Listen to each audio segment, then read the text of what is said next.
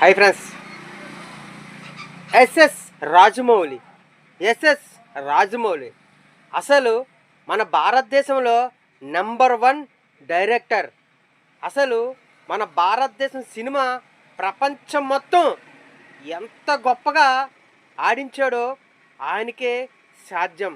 అలాంటి ఒక వ్యక్తి, ఇంత సక్సెస్ రుచి చూసిన వ్యక్తి ఒక స్టేజ్ మీద ఎలా మాట్లాడాలో అర్థం కాక ఒకే ఒక్క మాట నోరు జారారు.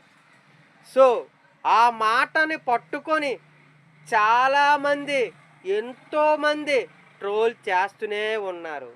అంటే దానికి అర్థం, ఒక మనిషికి సక్సెస్ ఎంత కష్టమో వస్తుంది, చాలా కష్టపడితే సక్సెస్ అనేది వస్తుంది.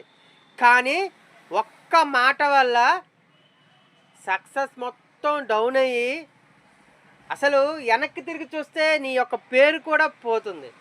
అలాంటి సమాజంలో మనం ఉన్నాం.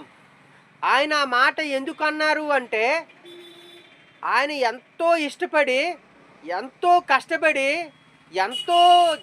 ఎంతోమంది జనాభా వచ్చారంటే ఆ ఫంక్షన్కి.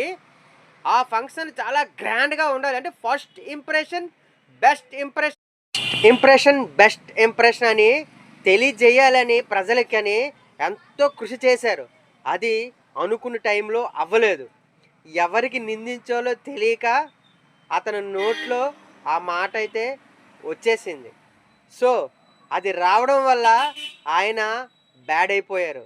నేనేమంటున్నానంటే, ఎవరైనా అవ్వచ్చు, ఎంత సక్సెస్ అయినా రావచ్చు, బట్ మన నోరుని మనం కంట్రోల్ పెట్టుకుంటే ఏదైనా సాధ్యమే. లేదు అంటే ఇలానే తర్వాత బాధపడవలసి వస్తుంది.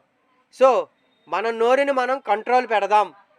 కోపంలో ఒకలాగా, ఆనందంలో ఒకలాగా, ప్రేమగా ఉన్నప్పుడు ఒకలాగా కాదు, ఎప్పుడు ఒకేలాగా మాట్లాడే నోరుని మన కంట్రోల్లో పెట్టుకుందాం.